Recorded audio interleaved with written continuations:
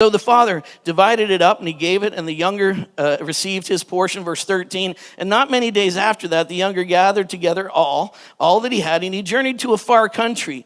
And in the context of a Jewish mindset, going to a far country means he's leaving the land of blessing. He's leaving where he is supposed to be, and he's stepping into another realm. So he's said, I'm going to move on to another place. He journeyed to a far country, and there he wasted his possessions with prodigal living. Literally, the word prodigal means to waste as well, to squander. So he squandered his possessions. He blew it all. But when he had spent it all, there arose a severe famine in the land, and he began to be in want.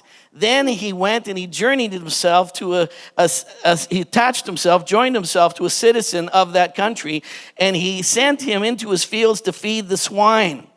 Now, this is getting pretty bad. He's blown everything. He's messed up everything. He's got nothing left. There's a famine. It's a miserable time where he is. And the only thing he can do is he gets a job to feed the pigs. But he's not getting paid enough. It's pretty messed up. And how many know in a Jewish mindset, this is Jesus talking to these religious people, and he's saying, now this guy, not only is he in a far country, not only is he in a pagan area, but now he's doing the worst of the worst things, which would be the most unclean animal you can bring up. He's now living with the pigs.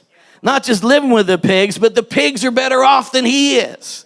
Because, you know, the things that they fed the pigs could digest, but he couldn't. He wanted to eat what they were eating, but even eating what they were eating couldn't sustain him because he couldn't even digest the pods that they were eating. So he's in a really bad spot. He's in a pagan land. He's with these foul pigs. He's in a stinky mess, and he's hungry.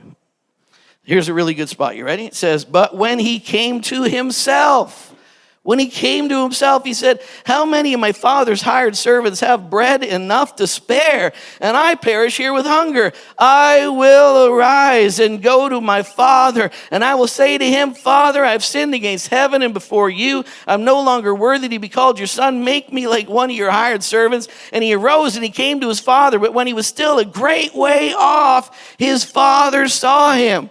When he was a great way off, his father saw him. Isn't that good? Now listen, when he left with a nice, really high-level designer suit on, some Gucci sunglasses, and he was driving a Ferrari, and he had a massive bank account. He's like, see ya. Looking pretty good. Now that's what he looked like when he left. When he's on the way back, you've been living with pigs. You don't have enough to even clothe yourself. You got nothing, and you are yuck, a mess, straggly, screwed up, messed up. But from a long way off, even though what is coming back doesn't look at all like what left, a father can see through the mess and identify, that's my boy. That's my boy. You know, when a father doesn't look what you did to yourself. I knew this would happen, but you proud of yourself now, son? I mean, look at this. I mean, I didn't raise you to end up like this. What is the deal with that? Clean yourself up, and then we'll have a he ran. He ran. I mean, from a long way off, somehow he could see, that's my boy. And he ran, and he fell on his neck, and he kissed him. Isn't that good? He rose up, went to his father's house, and he had compassion on him. He ran, and he fell on his neck, and he kissed him. And the son said to him, Father, I have sinned against heaven. He'd rehearsed this. Remember, he'd written this little speech. Father, I have sinned against heaven and in your sight, and I'm no longer worthy to be called your son. Isn't that what we do when we've screwed up? We write this thing, and I got to go back, and I got to rehearse this story because somehow I got to overcome. My father's probably really disappointed in me. He's really frustrated, and here he is. I don't even want to go back and be a son. I just want to get hired. I just want to work for him because my father even treats his servants better than I'm getting treated right now. But he's rehearsing all these things. But look what he says. But the father said to his servants, bring out the best robe and put it on him. You can imagine the servants going, the best robe? He's really smelly. Shouldn't we shower him up first? Just put it on him. I want to see him. I put on the best robe. Put on the best robe. Put it on him. Put on the best robe. He says, get the ring, put the ring on his hand, that seal, that sign that he is my son. He said, and put sandals on his feet. Bring the fatted calf here and kill it. A fatted calf means it's a calf that you've been fattening for a purpose. It's a calf that you've been fattening up and getting all ready for a party. It's specially selected and you're waiting for a really good time. It is the celebration. Come on, get ready. That we set aside the party. Let's get it. It's time to have a celebration. Get the fatted calf, kill it, and let's eat and be merry. Say merry. For this is my son. He was dead to me, but now he's alive again. He was lost, and now he's found. And they began to be merry. Woo! It's good news right there. Now the older son, he was in the field. And as he came and drew near to the house, he heard music and dancing. So he called to one of the servants. He said, "Oh, what's happening? What's going on over there?" And he said to him, "Your brother, he has come. And because he has received him safe and sound, your father has killed the fatted calf." But he was angry and would not go in. Therefore his father came out and he pleaded with him. He said, "Listen." He said, "Look, see," he said, "Listen," where was he? So he answered and he said to the father, "Lo, these many years I have been serving you.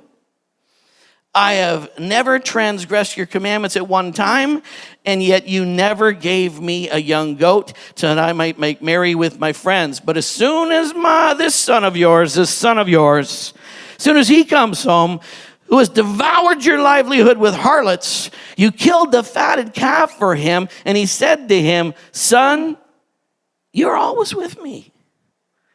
Son, you're always with me. Son, you are always with me, and all that I have is yours. It was right that we should make merry and be glad, for your brother was dead, and he's alive again. He was lost, and now he's found." Now, this whole story, again, keep in context that what's Jesus talking about. He's not talking to the sinners and all those people, because they're coming. They're gladly coming. They're racing after him. They're not upset. They're happy. But the religious people, they don't like the fact that I have been striving in my own self-righteousness all this time.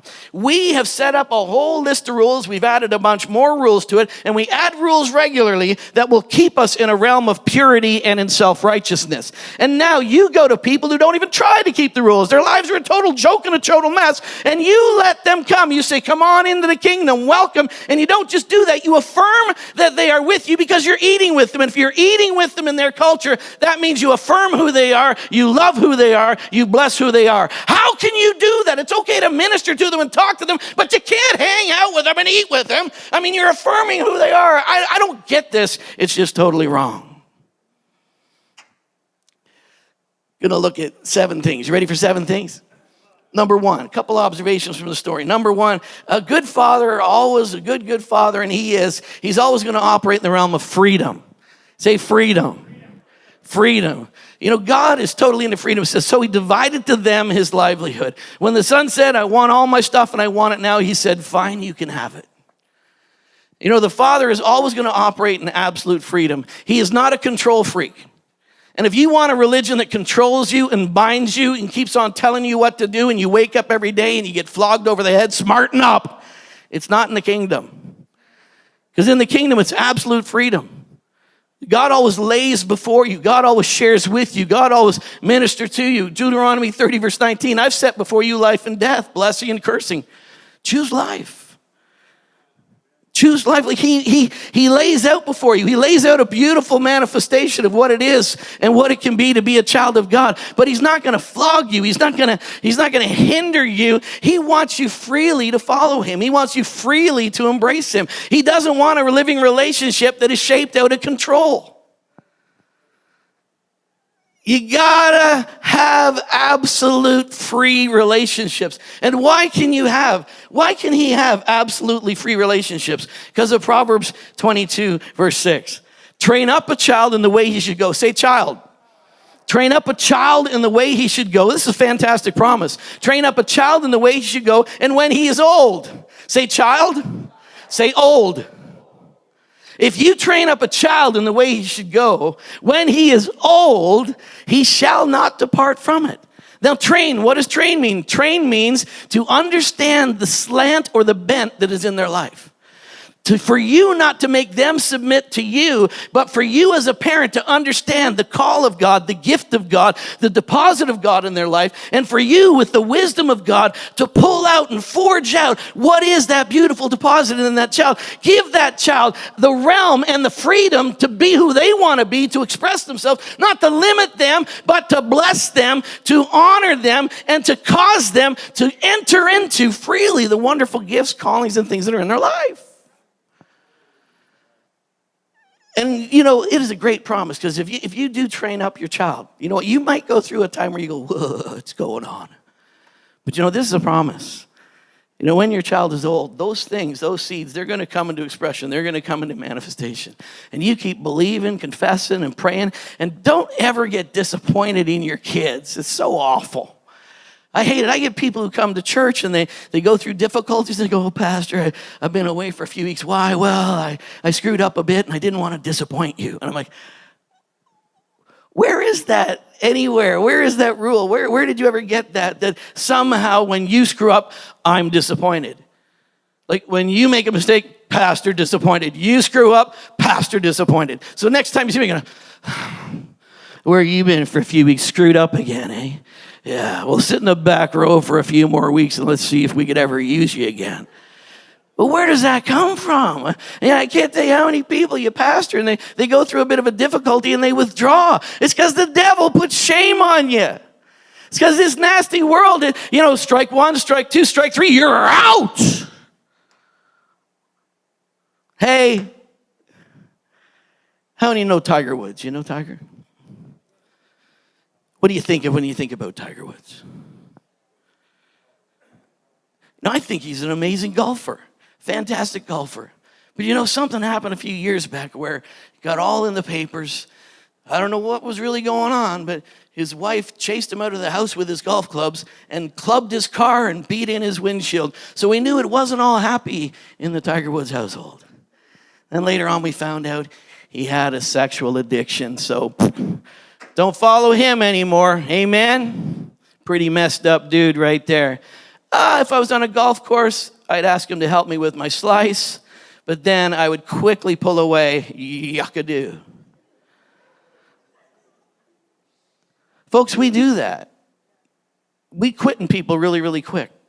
And Tiger Woods, he's just a golfer. But here's something where he has honor in the realm of golf, and he would still have honor among his peers in the realm of golf. But there's dishonor in his life in the realm of, your character, your behavior, all that stuff we're kind of concerned about. But why?